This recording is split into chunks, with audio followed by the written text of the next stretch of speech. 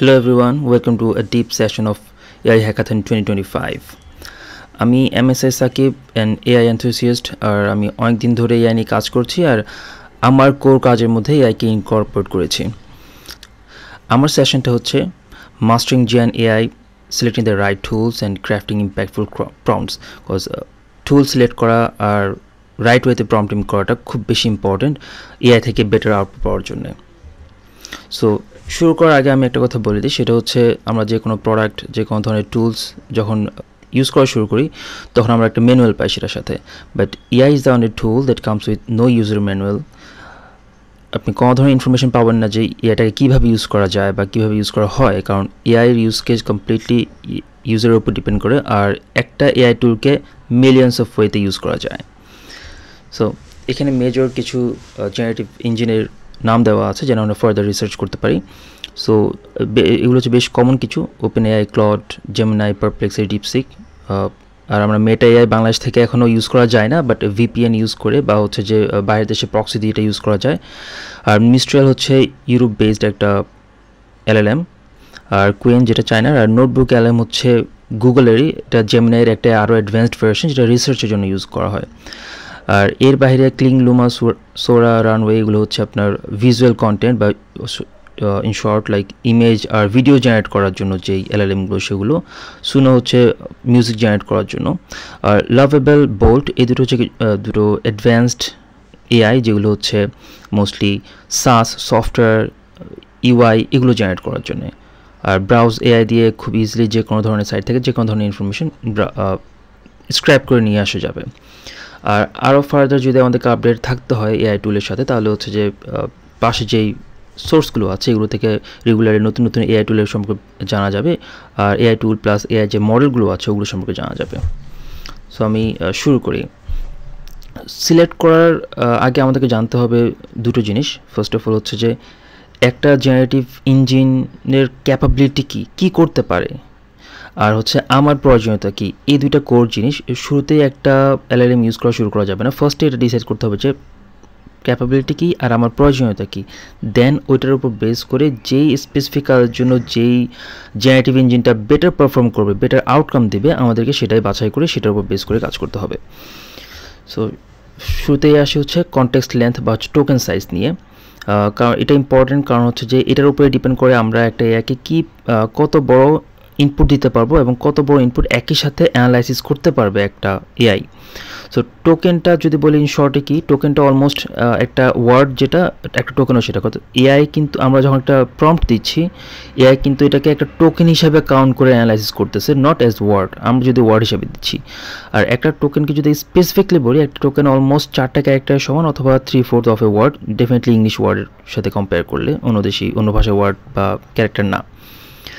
আর নিচে বেশ কিছু মেজর LLM এর টোকেন সাইজ দেওয়া আছে, যেরকম OpenAI এর একদম লেটেস্ট যেটা O3 মিনি, সেটা হচ্ছে 200K, অর্থাৎ 2 লাখ টোকেন একসাথে ইনপুট নিতে পারবে, অ্যানালাইসিস করতে পারবে, এইটা ইনফরমেশন ধারণ করতে পারবে।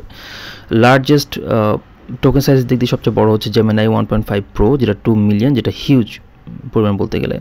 আর এখন টোকেন সাইজ নিয়ে বেশি চিন্তা করতে হয় না, কারণ একসময় যখন 4K, 8K, 16K ছিল তখন বড় বড় প্রম্পট ইনপুট অ্যানালাইজ করার জন্য দেওয়া যেত না, বাট এখন যেহেতু সবগুলো মোটামুটি 100K এর উপরে, সো এখানে এটা মেজর ফ্যাক্টর না, বাট স্টিল বড় রিসার্চ করতে গেলে তখন হচ্ছে যে টোকেন সাইজটা খেয়াল রাখতে হবে আমাদেরকে। এরপর আসি কোডিং ক্যাপাবিলিটি। আমাদের অনেকের হয়তো কোডিংয়ের জন্য প্রয়োজন হয়, তো সেক্ষেত্রে একটা খুবই সিম্পল ইনপুট দিয়ে যে কোড করতে পারে কিনা, যে কোনো LLM শুরু করার আগে কোড করতে পারে কিনা, প্লাস কী ল্যাঙ্গুয়েজে কোডিং করতে পারবে এটা জানা জরুরি। কারণ হচ্ছে আমরা যে প্রজেক্টের জন্য যে ধরনের প্রোগ্রামিং ল্যাঙ্গুয়েজ প্রয়োজন আমাদেরকে, সেটা কি পার্টিকুলার LLMটা করতে পারে কি না। যে ফর এক্সাম্পল কোবল বা হচ্ছে যে রাস্ট বা হচ্ছে যে ডার্ট, এর খুবই কিছু মানে লেস ইউজড কিছু প্রোগ্রামিং ল্যাঙ্গুয়েজ যেগুলো হয়তো সব LLM পারবে না। সো আগে থেকে জিজ্ঞেস করে নেওয়া যেন হচ্ছে যে আমাদের প্রসেসটা আরও ইজিয়ার হয়। আর অ্যাপার্ট ফ্রম দ্যাট অনেক ক্ষেত্রে একটা পার্টিকুলার ফাংশন জেনারেট করতে বলা, যেন হচ্ছে যে কোন LLMটা বেটার ফাংশন দিতে পারে, বেটার কোড করতে পারে, এটা যেন আমরা বুঝতে পারি। সো সব LLM সব দিক দিয়ে ভালো, মানে বড় LLMগুলো যেমন Gemini, ChatGPT, এরা যে সব দিক দিয়ে বেটার করতে পারবে সবসময় এরকম না, আমাদেরকে সবগুলো চেক করে ভেরিফাই করে দেন সিলেক্ট করতে হবে কাজের জন্য। এরপর আসি ব্রাউজিং আর ইউআরএল রিডিং ক্যাপাবিলিটি। সো এটা খুব বেশি ইম্পর্ট্যান্ট একটা ক্যাপাবিলিটি, কারণ এটা না থাকলে কিন্তু রিয়েল টাইম ডেটা দিতে পারে না আমাদেরকে ইনফরমেশন ফিট করাটা তখন আরও টাফ হয়ে যায় যদি ব্রাউজ করতে না পারে। So as of making this video আজকে পর্যন্ত হচ্ছে চ্যাটজিপিটি, ডিপসিক, জেমিনাই, পারপ্লেক্সিটি এগুলো ইউআরএল রিড করতে পারে, ব্রাউজ করতে পারে, but Claude, Mistral, Qwen, Meta AI এগুলো পারে না। এনি মোমেন্ট এটা চেঞ্জ হতে পারে, যেহেতু এলএলএম টুলগুলো কনস্ট্যান্টলি চেঞ্জ হচ্ছে, রাইট। আর আমাদের যদি এমন কিছু নিয়ে রিসার্চ করতেছে বা এমন কিছু নিয়ে কন্টেন্ট লিখতেছে যেটা খুবই রিলেভেন্ট, ট্রেন্ডি আর হচ্ছে একদম রিয়েল টাইম ডেটা দরকার, সেক্ষেত্রে ডেফিনেটলি ব্রাউজ করতে পারে, এই ধরনের একটা এলএলএম সিলেক্ট করতে হবে, নতুবা আমরা রিয়েল টাইম ডেটা পাবো না। আর হচ্ছে একটা ফাইল বা হচ্ছে ইমেজ রিড করার ক্যাপাবিলিটি। সবসময় যে আমরা অনলাইন থেকেই ডেটা দেবো সবসময় এরকম না, অনেক সময় আমরা আমাদের একটা ইমেজ প্রসেসিং করার জন্য তো কাজ করতেছি, একটা ইমেজকে অ্যানালাইসিস করার জন্য, ইমেজ থেকে ডেটা নেওয়ার জন্য। সেক্ষেত্রে ইমেজ পড়তে পারি কিনা, ইমেজটার পড়ে অ্যানালাইসিস করে সেটা থেকে আউটপুট দিতে পারি কিনা, এটা খুব ইম্পর্টেন্ট। সো যেমন আগে যেরকম ওসিআর ইউজ করা হতো, অপটিক্যাল ক্যারেক্টার রিডার, এখন কিন্তু এলএলএমগুলোই ওসিআর হিসেবে কাজ করে। আমরা একটা ব্যাংক স্টেটমেন্ট বা একটা আর্টিকেল, কিছু একটা ছবি তুলে দিলাম বা নিউজ পেপারে ছবি তুলে দিলাম, ওইটা কন্টেন্টটাকে ছবিটা থেকে টেক্সট নিয়ে আসতে পারবে, রাইট। সো এটা কিন্তু আবার সব এলএলএম পারে না, এই জন্য আমাদের চেক করে নিতে হবে যে কোন এলএলএমটা এটা ভালো করতে পারে, বেটার করতে পারে। সো এটা শুধুমাত্র আমি ইমেজ চেক করার জন্য কিছু প্রম্পট দিয়েছি, যেরকম ক্লডে খুব সুন্দর করে এক্সপ্লেন করছে যে ছবিটা কিসের। এখানে এটা মিস্ট্রাল হচ্ছে এটা পিটার থেলে একটা ছবি দিলাম, যে ছবিটা থেকে রিকগনাইজ করতে পারে আর কিনা পার্সনটা কে। সো মিস্ট্রাল খুব সুন্দর করে রিকগনাইজ করেছে, আবার হচ্ছে ক্লডও রিকগনাইজ করেছিল পিটার থেলকে। বাট মজার বিষয় হচ্ছে চ্যাটজিপিটি, যেটা বলা যায় লিডিং এলএলএম বা লিডিং জেনারেটিভ এআই, এটা কিন্তু পিটার থেলকে রিকগনাইজ করতে পারে নাই।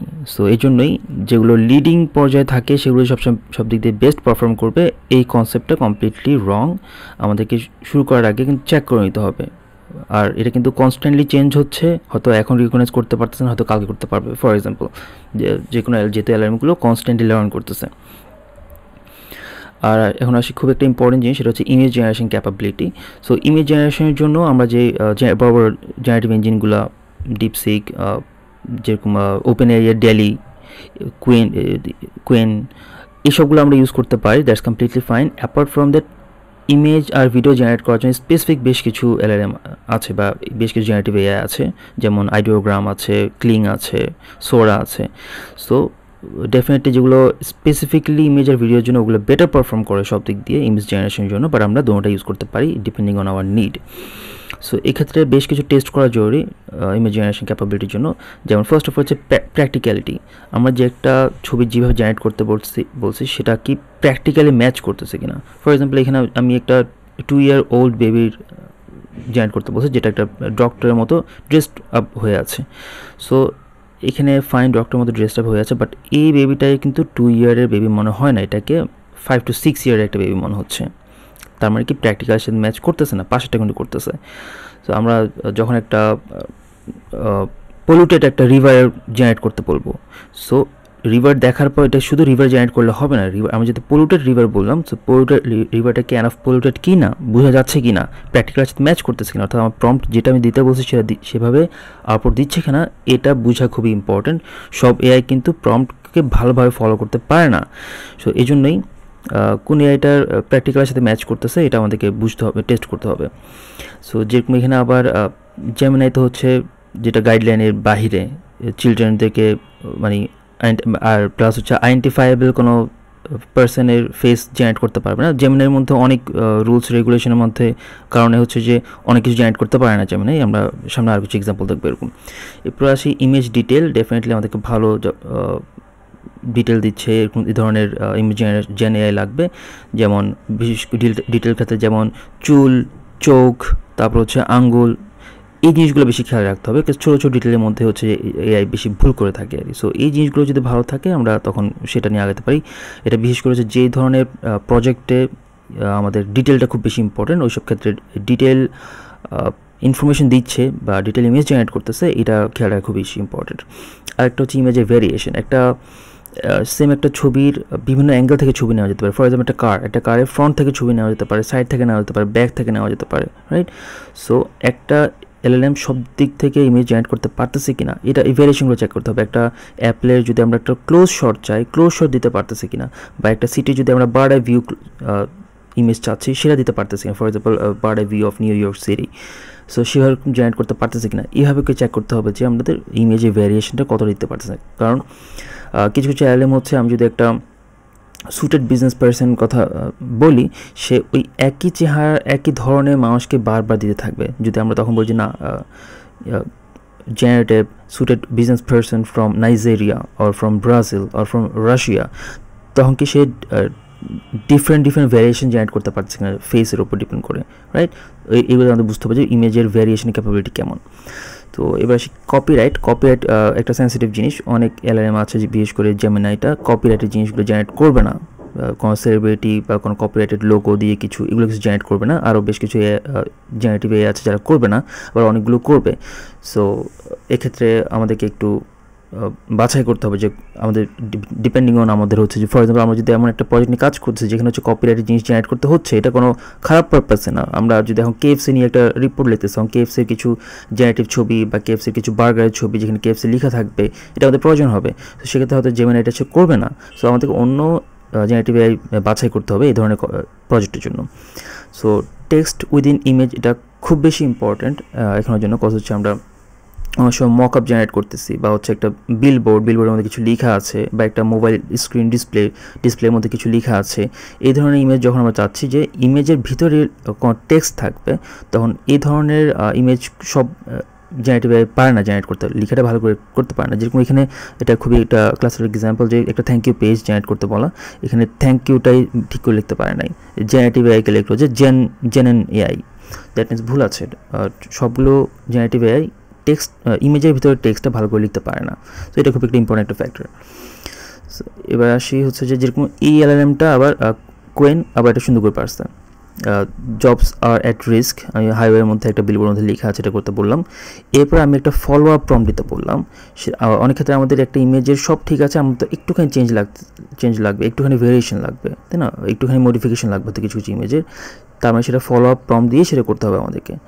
বিশেষ করে ইমেজ জেনারেশনের যে টুলগুলো আছে বেশিরভাগে হচ্ছে যে ফলো আপ প্রম্পটটা অ্যাকসেপ্ট করে না, একটা ইমেজকে ফলো আপ প্রম্পট দেওয়া যায় না। বাট যেগুলো জেনারেটিভ ইঞ্জিন জেনারেলগুলো আছে, চ্যাটজিপিটি বা ডিপসিক, কোয়েন, মিস্ট্রাল, এখানে হচ্ছে ফলো আপ প্রম্পট দেওয়া যায়।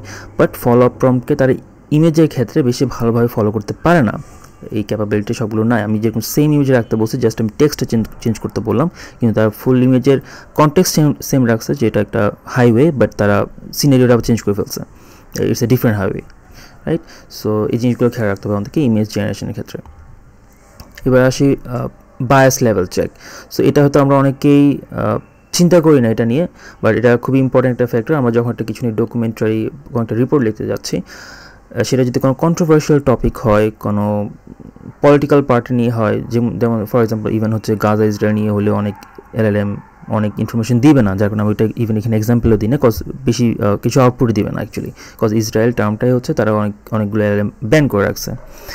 সো এখানে যেরকম এটা খুবই ছোটো একটা এক্সাম্পল, যে কে বেটার লিডার, ডোনাল্ড ট্রাম্প নাকি শি জিনপিং। এখানে মিস্ট্রিয়াল কিন্তু খুব সুন্দর করে এক্সাম্পল দিল যে এটা ইকোনমিক্স ক্ষেত্রে হতে পারে, সোসাইটির ক্ষেত্রে হতে পারে, বেশ কিছু সিনারিও দিল যে ডিপেন্ড করে কোন টাইপের কিসের উপর বেস করে আমি বেটার লিডার চাচ্ছি। ইকোনমিক্স হলে হয়তো একজন, সে কিন্তু খুব সুন্দর করে এক্সপ্লেন করে দিল এটা, যে কে বেটার ডিপেন্ড করে যে কোন টপিক নিয়ে আমরা কথা বলতেছি।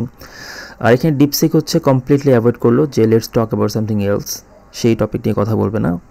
কোয়েন হচ্ছে যে ইনঅ্যাপ্রোপ্রিয়েট কন্টেন্ট, দ্যাট মিনস হচ্ছে এই কিওয়ার্ডগুলো হয়তো শি জিনপিং এই কিওয়ার্ডটাই ব্লক করে দেওয়া আছে কোয়েনের ডেটাবেসের মধ্যে, যার কারণে হচ্ছে এই টপিকে সে কোনো কথাই বলবে না। ঠিক যেমনটা চ্যাটজিপিটির মধ্যে হচ্ছে ইসরায়েল রিলেটেড কোনো ইনফরমেশন পাওয়া যায় না, যদি গাজা ইসরায়েল নিয়ে কোনো কিছু চায় সেটা পাওয়া যায় না। আর এখানে আমাদের জেমিনাই খুবই টিপিক্যাল, সবসময় একটা ফাইন লাইনের মধ্যে থাকতে চায়, কোনো ধরনের কনক্লুডিভ কোনো এক্সাম্পল বা কোনো একটা ফাইনাল কনক্লুশন, ফাইনাল ভার্ডিক্ট দিতে চায় না সবসময়। এখানে যেমন হচ্ছে কোনো পলিটিক্যাল ফিগার নিয়ে কোনো ধরনের রেসপন্স করবে না।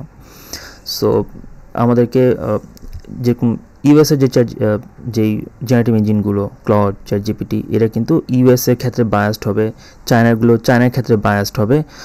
সো এটা আমাদেরকে মাথায় রেখে কিন্তু কাজ করতে হবে আমাদের প্রজেক্ট যদি হয় কোনো কন্ট্রোভার্সিয়াল টপিক, তখন কিন্তু এলএলএমগুলো থেকে আউটপুট পাওয়া বা এলএলএমগুলো থেকে যে কোনো রিসার্চের টপিক পাওয়া, ইনফরমেশন পাওয়াটা হয়তো সবসময় আমরা রাইট ইনফরমেশন পাবো না এই ক্ষেত্রে। সো এটা আমাদের খেয়াল রাখতে হবে। এখন আসি কন্টেন্ট ক্রাফটিং আর কন্টেন্ট টোন নিয়ে। সো এটা হচ্ছে খুবই সাবজেক্টিভ ব্যাপার, বিকজ এক একজনের কাছে এক একটা হয়তো ভালো লাগবে।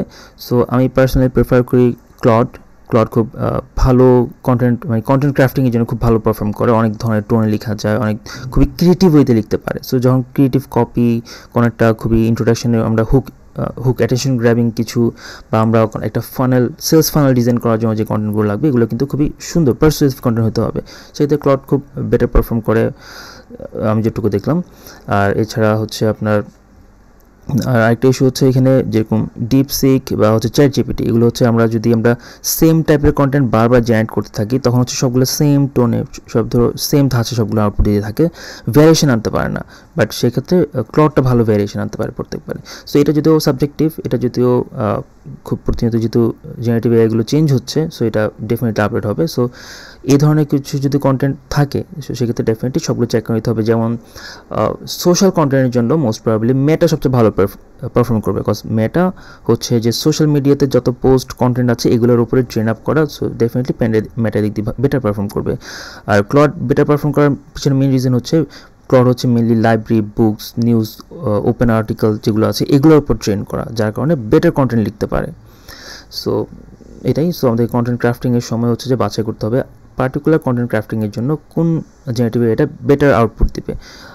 আর বেটার টোনে বারবার টোন চেঞ্জ করে লিখতে পারবে, কারণ একটা নিউজ টোন এক ধরনের, একটা সেলস লেটার টোন এক ধরনের, একটা নিউজ আর্টিকেল বা একটা ব্লগের আর্টিকেলের টোন এক ধরনের হবে। সো টোনগুলো যেন স্পেসিফাই করতে পারে এলএলএমগুলো, এই ধরনের ক্যাপাবিলিটি থাকতে হবে। এটা আমাদেরকে সিলেক্ট করে নিতে হবে যদি আমাদের প্রজেক্টটা এই ধরনের কিছুর সাথে ম্যাচ করে।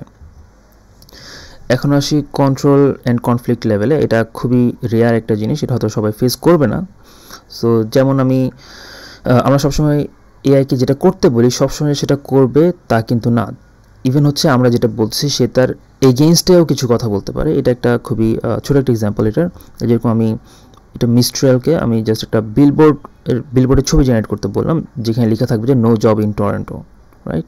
সো সে বলছে আমাকে এটা অ্যাসিস্ট করতে পারবে না। যখন জিজ্ঞেস করলাম কেন, তখন সে বলছে এটা একটা নেগেটিভিটি ছড়াবে, যেটা আনএমপ্লয়মেন্ট, যেটা হার্মফুল হতে পারে, এটা against the guideline, right? But আমাদের সোসাইটির মধ্যে একটা খারাপ ঘটনা হতে পারে, তো আমরা হয়তো সেটার জন্য কোনো একটা কন্টেন্ট জেনারেট করতেছি, সেটার জন্য কোনো একটা ডকুমেন্টারি, রিপোর্ট, নিউজ জেনারেট করতেছি, তখন কিন্তু হয়তো অনেক সময় এআইটা জেনারেট করতে দিবে না, যেহেতু এটা খারাপ, এটা নেগেটিভিটি ছড়াবে।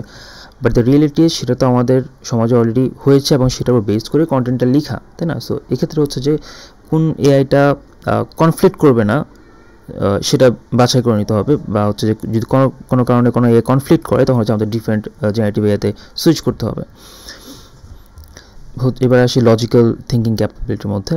সো এটা আমি এখানে জাস্ট একটা সিনারিও ক্রিয়েট করলাম যে আমি একজন ড্রাইভার লাইসেন্স অ্যাপ্রুভাল অথরিটি টেক্সাসের, আর বাংলাদেশ থেকে একজন ড্রাইভার এসেছে টেস্ট দেওয়ার জন্য। সে খুব ভালো টেস্ট স্কিল খুব ভালো ছিল, এবং আমি বাংলাদেশের সময় একটা সিনারিও দিয়ে দিলাম যে বাংলাদেশের রাস্তা খুবই রিস্কি আর বাংলাদেশের ড্রাইভার ইউজুয়ালি খুবই এক্সপার্ট লেভেলের হয়। জাস্ট একটা ক্যাচ দিলাম যে সেটা হচ্ছে বাট ড্রাইভারটা ইলিটারেট, তো আমি কি তার ড্রাইভিং লাইসেন্স অ্যাপ্রুভ করবো নাকি ডিনাই করবো? সো এখানে দেখেন এক একটা এলএম এক একটা আনসার দিয়েছে। এখানে ক্লড যেরকম আনসার দিল যে সিম্পলি ডিনাই দ্য লাইসেন্স, সে কারণ দিল যে যেহেতু ইলিটারেট সে তো রোড সাইন পড়তে পারবে না এটা। আর যদি একটা মেজর জিনিস হচ্ছে যে লিগ্যাল রিকোয়ারমেন্ট থাকে, যে ড্রাইভার হবে লাইসেন্স পাবে সে যেন পড়তে পারে, এটা লিগ্যাল রিকোয়ারমেন্ট, হয়তো সেটা ইউএসের টেক্সাসের কনস্টিটিউশন এটা আছে, ইলিটারেট হয়ে তাকে দেওয়া যাবে না, মোস্ট প্রবলেম কিছু আছে। সো এটা হচ্ছে ক্লডের আনসার। বাট নিচে এখানে হচ্ছে যে ডিপসিক হচ্ছে যে বললো যে অ্যাপ্রুভ করে দেওয়ার জন্য, সেম ওয়েতে হচ্ছে মিস্ট্রিয়াল বললো যে অ্যাপ্রুভ করে দেওয়ার জন্য, যেহেতু হচ্ছে যে তার নলেজ আছে, সে অলরেডি পাস কোর্স দেয়, এই জন্য অ্যাপ্রুভ করে দেওয়ার জন্য। আর যদি এখানে জেমিনাই আবারও সে একটা ফাইন লাইনের মধ্যে সে কোনো ইয়েস ওর নতুন কোনো আনসার দেয় না, সে হচ্ছে জাস্ট কিছু অ্যানালাইজ করার, সিনারিওটা অ্যানালাইজ করার জন্য কিছু এক্সাম্পল দিল, এটাই। সো দ্যাট মিনস হচ্ছে যে এক একটা এআই হয়তো এক একভাবে চিন্তা করে, প্লাস এক একটা এআইয়ের ট্রেনিং ডেটা এক এক ধরনের ছিল। মোস্ট প্রবাবলি ক্লড হয়তো কনস্টিটিউশনাল যে লগুলো আছে, লর উপর হয়তো ট্রেন্ড আপ করা আছে, যার কারণে জানে যে অমুক দেশের যদি অমুক দেশের অমুক এরিয়ার মধ্যে যদি লাইসেন্স নিতে হয় তাহলে হয়তো এটা লিগ্যাল রিকোয়ারমেন্ট যে ওখানে রিডিং রাইটিং পারতে হবে, বাট হয়তো যে ডিপসিক সেটা হয়তো জানে না, ফর এক্সাম্পল এটা হতে পারে, রাইট? সো এই জন্যই এই লজিক্যাল থিঙ্কিংটা খুব বেশি ইম্পর্ট্যান্ট। প্লাস হচ্ছে যে এটার উপর অনেক কিছু ডিপেন্ড করবো। আমরা এআইকে আমরা অনেক সময় আমাদের অ্যাসিস্ট্যান্ট হিসেবে কাজ করতেছি, আমরা যে প্রবলেমটা সলিউশন কীরকম হবে এটা বুঝতে পারতেছি না, তখন হচ্ছে আমরা কিন্তু এআইয়ের হেল্প নিচ্ছি এটা সলভ করার জন্য। এই জন্যই লজিক্যাল থিঙ্কিং ক্যাপাবিলিটিটা মানে এটা বোঝার চেষ্টা করতে হবে আমাদের যে কোনো প্রজেক্টে মুভ করার আগে। Okay, so we are done with like কীভাবে আমরা একটা এআই সিলেক্ট করবো, একটা জেনারেটিভ ইঞ্জিন সিলেক্ট করবো আমাদের কাজের জন্য, সেগুলো টপিক নিয়ে অলমোস্ট ডান। সো এখন আসি আমরা ইম্প্যাক্টফুল প্রম্পট কীভাবে বানাবো সেটার জন্য। সো এটাকে যদি আমি একদম খুবই স্পেসিফিক ভাষায় বলি, সেটাকে অ্যাকচুয়ালি প্রম্পট ইঞ্জিনিয়ারিং বলে। শুরুতেই আসি একটা স্ক্রিনশট যেটা গ্লাসডোর থেকে নেওয়া। সো একটা প্রম্পট ইঞ্জিনিয়ারের ইয়ারলি স্যালারি রেঞ্জ যেটা 143K to 238K per year, it's huge. মানে টিপিক্যাল যারা টপ লেভেলে যারা প্রোগ্রামার ইঞ্জিনিয়ার তাদের থেকেও বেশি অনেক ক্ষেত্রে। সো এটা দেখানোর উদ্দেশ্য এটাই যে প্রম্পট ইঞ্জিনিয়ারিংটা কতটা ইম্পর্ট্যান্ট এটা বোঝার জন্য। কারণ হচ্ছে যে এআইয়ের আউটপুট কমপ্লিটলি ডিপেন্ড করে আমাদের ইনপুটের ওপর। ইনপুট আমরা যত বেটার ওয়েতে যত ভালোভাবে দিতে পারবো আমরা আউটপুট তত বেটার পাবো। সো এই জন্যই প্রম্পট ইঞ্জিনিয়ারিংটা খুব বেশি ইম্পর্ট্যান্ট। সো বাট তার আগে আসি একটা ওয়ার্নিং নিয়ে।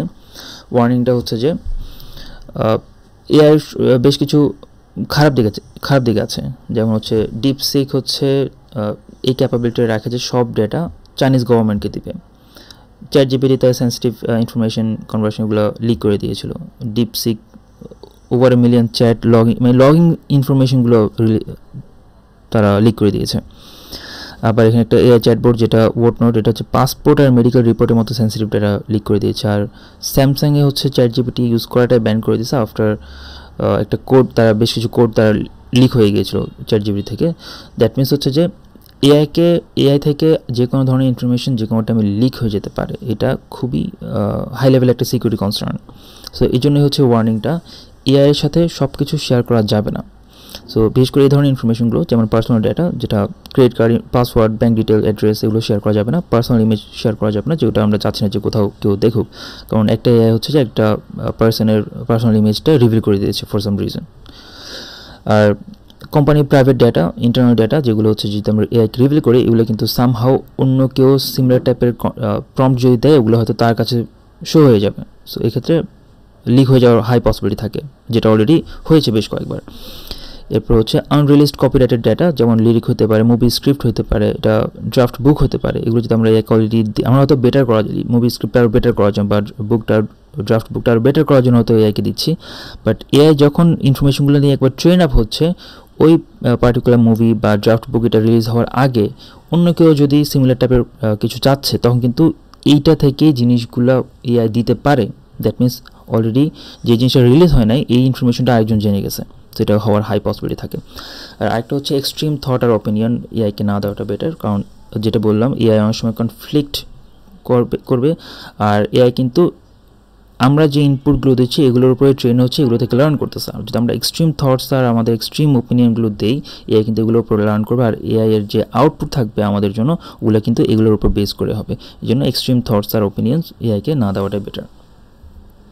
তো আসে একটা প্রম্পটের 3টা কোর পিলার থাকে, সেটা হচ্ছে যে এই 3টা, একটা পার্সোনা, গোল আর হচ্ছে কনটেক্সট। পার্সোনাটা কি, সেটা হচ্ছে যে এআইটা কার মতো করে কীভাবে চিন্তা করবে। এখন বৃষ্টি নিয়ে যদি আমি একজন সায়েন্টিস্টকে জিজ্ঞেস করি তার আনসার, আর বৃষ্টি নিয়ে যদি একজন সাহিত্যিককে আস্ক করি তার আনসার কিন্তু সেম হবে না, কমপ্লিটলি ডিফারেন্ট হবে। বিকজ দুজন, যদিও আমরা টপিকটা সেম, বাট দুজনের thinking pattern different, completely different. তো সেম ওয়েতে এআইকে কিছু একটা কাজ করার আগে এআই কার মতো করে চিন্তা করবে, এটা এআইকে স্পেসিফিকলি জানিয়ে দেওয়াটা খুব বেশি ইম্পর্টেন্ট বেটার আউটকাম পাওয়ার জন্য। আর আমরা ডিরেক্টলি এআইকে স্পেসিফিক কাজ করতে না বলে যে আমাকে এই ধরনের আউটপুট দাও, ওই ধরনের আউটপুট দাও, এটা না বলে সবচেয়ে বেটার হচ্ছে যে আমি কি চাচ্ছি, কি আউটকাম চাচ্ছি সেটা এআইকে জানানো। সেটা তাহলে এআই হচ্ছে আমাদের গোলটার সাথে অ্যালাইন করতে পারবে এবং গোলটা ফুলফিল করতে পারে, এই ধরনের আউটপুট দেবে। সো আমার গোলটা খুবই স্পেসিফিক আর খুবই মানে কিছু ম্যাট্রিক্স দিয়ে স্পেসিফাই করে দেওয়াটা বেটার, যতটুকু পসিবল হয়। আর এনাফ কনটেক্সট দিতে হবে এর জন্য খুব ভালোভাবে আমাদের আউটপুটটা দিতে পারে। এখন কনটেক্সট বলতে বোঝাচ্ছি এখানে রিলেভেন্ট ইনফরমেশন হতে পারে, এক্সাম্পল হতে পারে, যে কোনো ধরনের ডেটা হতে পারে, রিজন হতে পারে যে আমি কী জন্য এই ধরনের আউটপুট চাচ্ছি, এটা রিজনটা যদি তাকে জানাই দিই, আর যে কোনো একটা সিচুয়েশন হতে পারে, সিচুয়েশন তাকে এক্সপ্লেন করে দেওয়া। সো এই তিনটা কোর পিলার যে কোনো প্রম্পটের একদম বেস্ট লেভেলের আউটপুট পাওয়ার জন্য। তো আমি এখানে একটা এক্সাম্পল দিচ্ছি। এটা হচ্ছে একটা এক্সাম্পল প্রম্পট, যেমন পার্সোনা কীভাবে আমরা ডিফাইন করবো। Think like a local resident of Dallas Texas who has 20 years of experience on fixing roofs of luxury homes. So কার মতো চিন্তা করবে সেটা অলরেডি ডিফাইন করা, যে 20 বছর এক্সপিরিয়েন্স আছে এই ধরনের একজন পার্সন যে হচ্ছে যে ডালাসে থাকে, তার মানে তার লোকাল মানুষের সম্পর্কে তার আইডিয়া থাকবে, আর সে হচ্ছে লাক্সারি হোমের রুফিংয়ে কাজ করে, এই ধরনের একটা পার্সনের মতো চিন্তা করা। তারপরে আমি কী চাচ্ছি, গোল, আমার গোল হচ্ছে 10টা আর্টিকেল টাইটেল জেনারেট করে দেওয়া, যেগুলো মেইন পারপাস হচ্ছে যে বেশি সেলস জেনারেট করা, লিড টু মোর সেলস। তার মানে সে বুঝতে পারতেছে যে আমরা BOFU content, bottom of the funnel content চাচ্ছি, যেগুলো কন্টেন্টগুলো দেখে সেলস জেনারেট হবে। আর আমরা এটাও ডিফাইন করে দিচ্ছি যে কাদের থেকে আমরা সেলসটা চাচ্ছি, যারা এজড আর ওয়েলথি হোম ওনার, তাদের কাছ থেকে চাচ্ছি। দ্যাট মিনস আমি এক্স্যাক্টলি কী চাচ্ছি এটা আমি ডিফাইন করেছি। এখানে 3টা ক্রাইটেরিয়া আছে, একটা 10টা আর্টিকেল টাইটেল দিতে বললাম, আর এগুলো সেলস জেনারেট করার জন্য আর কাদেরকে টার্গেট করে সেটা বলে দিলাম। দ্যাট মিনস এখন এটা জানবে যে আমি এক্স্যাক্টলি কী চাচ্ছি। তো নিচেটা হচ্ছে কনটেক্সট হচ্ছে যে আমি কী জন্য এটা চাচ্ছি। ফার্স্ট অফ অল আমি $1 million বেশি ভ্যালুর যে ঘরগুলো আছে শুধু ওগুলো নিয়ে কাজ করব, কারণ কি সেটাও বলে দিলাম যে প্রফিট ম্যাক্সিমাইজ করার জন্য। আর হচ্ছে 2টা ভাইরাল আর্টিকেল দিয়ে দিলাম যেগুলো সোশ্যাল মিডিয়াতে অনেক শেয়ার হয়েছে, জাস্ট এখানে এক্সাম্পল হিসেবে দিলাম লিঙ্ক 1 লিঙ্ক 2। তার হচ্ছে এআইটা এইসব লার্নিং থেকে বুঝতে পারবে যে এইসব কন্টেক্সট থেকে বুঝতে পারবে যে আমি কী জন্য চাচ্ছি জিনিসটা আর কী চাচ্ছি স্পেসিফিকলি, তাহলে হচ্ছে আমাকে আর মাচ বেটার আউটকাম দিতে পারবে। সো পার্সোনা, গোল আর কনটেক্সট, এই 3টা থাকতে হবে আমাদের যে কোনো প্রম্পটে অলওয়েজ বেস্ট লেভেলের আউটপুট পাওয়ার জন্য। এখন আসি একটা প্রো লেভেলের টিপস, সেটা হচ্ছে যে আমরা আমাদের যে মেইন প্রম্পট থাকবে ওখানে কনটেক্সট দিয়ে দিতে পারি, দ্যাটস কমপ্লিটলি ফাইন। বাট আমরা যদি চাই অনেক সময় এআইকে একটু লং টার্ম ধরে ট্রেন আপ করাবো বেশ কিছু কন্টেন্টের উপর, সেক্ষেত্রে আমরা আগে থেকে ইউআরএল, যেগুলো ইউআরএল সাপোর্ট করে, যদি না করে সেক্ষেত্রে হচ্ছে কন্টেন্টের চাঙ্ক আমরা দিয়ে বারবার কন্টেন্টগুলো অ্যানালাইজ করতে বলবো আর সামারি দিতে বলবো। এটা করলে হবে কি এআই ওই কন্টেন্টের উপরে ট্রেন আপ হবে। যদি আমরা এরকম 4-5টা 10টা কন্টেন্ট দেই, ওগুলো ওর উপর এআই ট্রেন আপ হয়, অ্যান্ড দেন যদি আমরা মেইন প্রম্পটটা দেই তখন এআই মাচ বেটার আউটপুট দিতে পারবে, বিকজ এআই অলরেডি বেশ কিছু কন্টেন্ট থেকে শিখে আসছে, তাই না?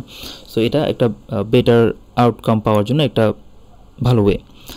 আর অনেক ক্ষেত্রে হতে পারে যে আমরা কি চাচ্ছি সেটা জানি, বাট কীভাবে চাচ্ছি বা ওই আমাদের গোলটা ফুলফিল করার জন্য কী কী লাগবে এটা আমরা জানি না, মানে কনটেক্সট কী দিব আমরা সেটা বুঝতে পারতেছি না। তো সেই ক্ষেত্রে হচ্ছে যে এআইকেই জিজ্ঞাসা করা হচ্ছে বেস্ট ওয়ে। সো নিচে যে প্রম্পটটা, যেমন I want to write a Kindle book for children to develop there entrepreneurship skill, ask me questions so that I can give you enough information to create the best Kindle book on this topic. So কী চাচ্ছি আমি সেটা বলে দিলাম, মানে আমার গোলটা কি, but এটার জন্য কী কী লাগবে আমি সেটা জানি না, ফর এক্সাম্পল। সো যেহেতু আমি জানি না, আমি এআইকে বললাম যে আমাকে এনাফ কোশ্চেন করো এই গোলটা ফিল আপ করার জন্য বা এই ধরনের একটা বুক ক্রিয়েট করার জন্য কী কী ইনফরমেশন লাগবে এটা আমাকে কোশ্চেন করো। তখন হচ্ছে এআই একটা সেট অফ কোশ্চেন দিয়ে দেবে, 10টা 15টা 8টা অনেকগুলো হতে পারে, ডিপেন্ড করে ইয়ার ওপর, কাজের ওপর ডিপেন্ড করে। সো যখন কোশ্চেনগুলো দিবে ওই কোশ্চেনে যখন আমরা আবার থটফুল বা ইনফরমেটিভ আনসার দিব, এখান থেকে কিন্তু এআইটা আস্তে আস্তে কনটেক্সট পেয়ে যাব। ইভেন হচ্ছে আমি কিছু প্রজেক্টে এইভাবে কাজ করতে গিয়ে দেখলাম যে এমন কিছু কোশ্চেন এআই আমাকে করলো যেগুলোর ব্যাপারে আমি চিন্তাই করি নাই, আমি ভাবেই নাই। আর ওই ধরনের কোশ্চেনের আনসার যদি আমি ভালোভাবে দিই আমার আউটপুটটা মাচ বেটার হয়ে যাচ্ছে। সো এআইকে ফলো আপ কোশ্চেন করতে বলাটা খুবই ভালো একটা প্র্যাকটিস, অনেক ভালো আউটপুট পাওয়ার জন্য। এরপরে আসি হচ্ছে যে ইমেজের ক্ষেত্রে একটা টিপস, সেটা হচ্ছে যে অনেক ক্ষেত্রে আমরা একটা নতুন জেনারেট করা ইমেজ অথবা সোশ্যাল মিডিয়াতে যে কোনো জায়গায় আমরা খুব সুন্দর একটা ছবি দেখলাম, আর আমি চাচ্ছি সেম টাইপের ছবি জেনারেট করতে, বাট আমি জানি না যে ছবিটাকে আমি কীভাবে প্রম্পট দিব। যেরকম এটা একটা বিল্ডিং, বাট এটা কোনো সিটির বিল্ডিং না, এটা একটা মিনিয়েচার ছোটো একটা বিল্ডিং, ডেভেলপার একটা শোপিস হিসেবে কাজ করতেছে।